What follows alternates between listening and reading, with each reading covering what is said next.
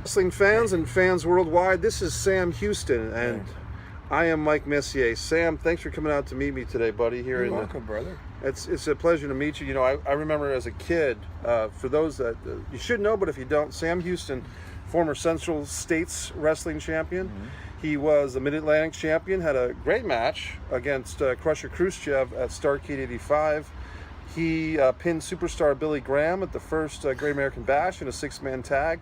Eventually, you went over to WWF, and you had a feud with Danny Davis that a lot of people remember.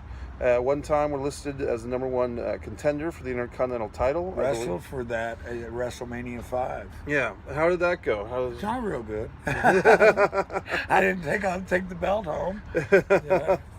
But you've just had a great wrestling career, and you've tell us. And your father, your family is a well-known wrestling family.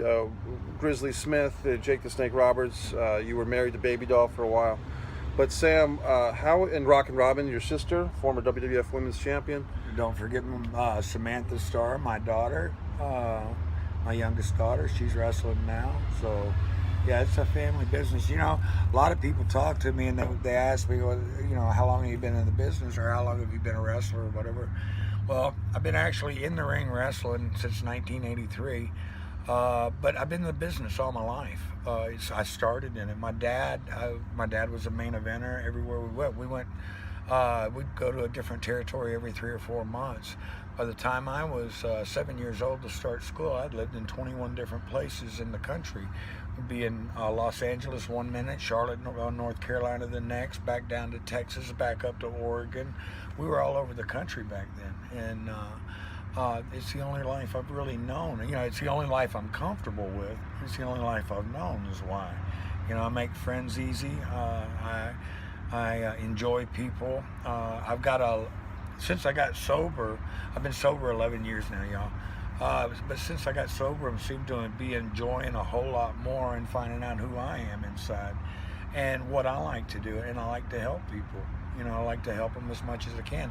Our job on this earth is to be out there and be with our brothers and sisters and to lend a hand, you know, to give that blessing, and whatever blessings I can bestow on anybody I want to, you know, because it makes their burden a little bit easier.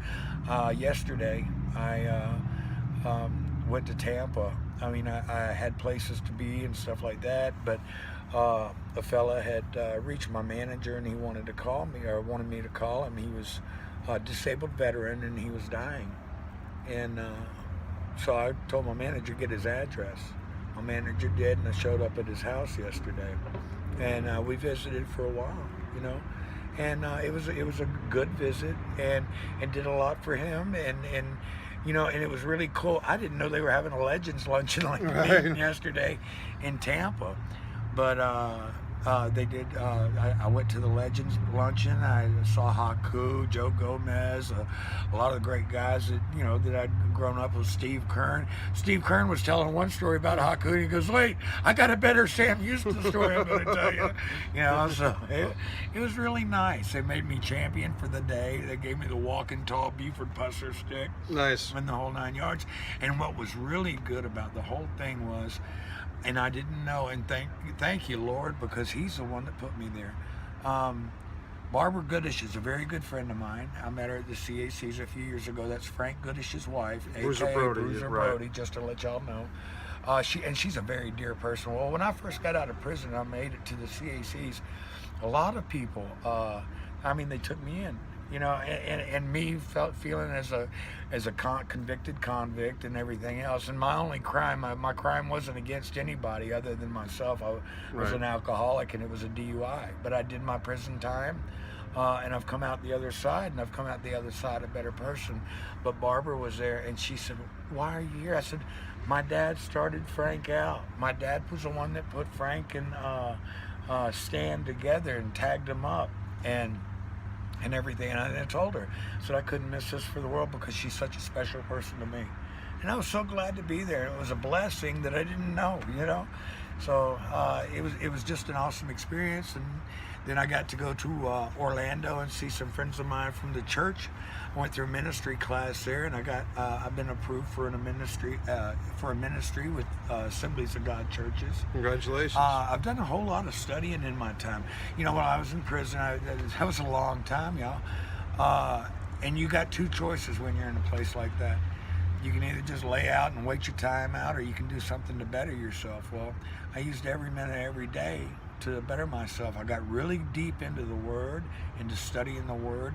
I earned 3 college credits through the American Bible Academy. Nice. I did a whole lot of study. I've done a lot. And because the most important thing is in life, and I believe this with all my heart, the most important thing we can do as a people is to be there for our brothers and sisters. And the greatest thing I can do for anybody out there is to tell you that our Creator, Yahweh, people call it, He's the great I am, you Right. know. But He's offered us everlasting life, and the best way I can do anything for anybody is to make sure you're saved. And if you want to get saved, talk to me. I'll explain to you about how to do it, you know.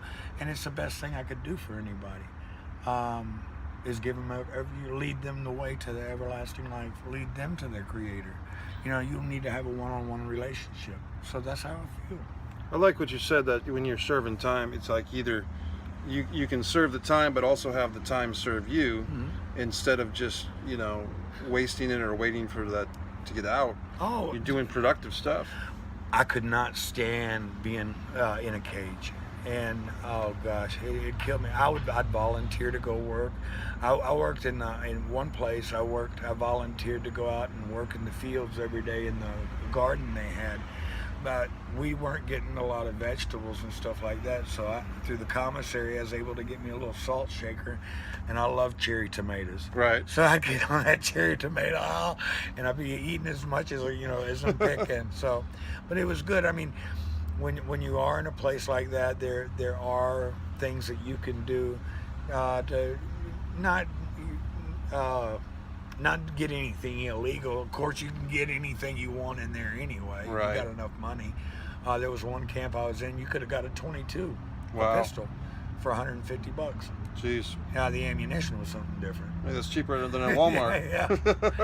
But I've been through a lot, Mike. Yeah. I really have, and I've come out the other side. And I hope that and a lot of people say too that I've come out a better person, and I believe I have. I like the person that I see in the mirror now Right. in the mornings, and the good thing is I can remember everything. I mean, I was a bad alcoholic for a lot of years. I would drink anywhere from 1 to 3 fists a day, almost every day for 19 years. Right. But that's behind me now. I made my decision. I went to hang myself in prison after 2 days. They were telling me I was going to be there for the rest of my life, and I was with the worst of the worst of the worst. It was murderers, rapists, pedophiles. I had my hands around one guy's neck, and it took six guards to beat me off of him with their sticks because he was a pedophile, and he was telling my cellmate what he did to a 10-year-old girl, and I lost it. He was going to breathe no more. Right. I had my hands on his throat. I've been through a lot, but each scar you get, each cut, each bruise, whatever, they add character to your personality and to your life. My scars tell a story, and so do I.